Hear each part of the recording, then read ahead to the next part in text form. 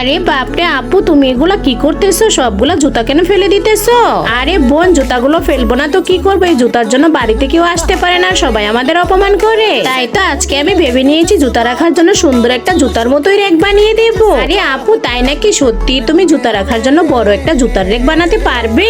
হ্যাঁ আমার বোন, তুই শুধু আমার হাতে হাতে একটু কাজ করে দে, পরে দেখ আমি কত সুন্দর করে একটা জুতা বানানোর রেক বানিয়ে ফেলি। বন্ধুরা, শেষে আমাদের জুতা রাখার রেকটা কেমন হয়, কিন্তু তার আগে বন্ধুরা, একজন মা তার সন্তানকে মানুষের মতো মানুষ করে ঘরে তুলতে কতই না কষ্ট করে, কিন্তু সেই মায়ের জন্য আমরা কেউ ভিডিওতে লাইক সাবস্ক্রাইব করি না। তাকে যদি মন থেকে ভালোবেসে থাকেন তাহলে ভিডিওতে একটি লাইক করে চ্যানেলটি সাবস্ক্রাইব করে যাবেন, আর কমেন্টে সুন্দর করে আই লাভ ইউ মা লিখে যাবেন। আরে ওয়াও আপু, তুমি এটা কি করেছো? এটা তো দেখতে অনেক সুন্দর লাগতেছে। এখন তো আমাদের সবগুলা জুতা আমরা এখানে সাজিয়ে রাখতে পারবো।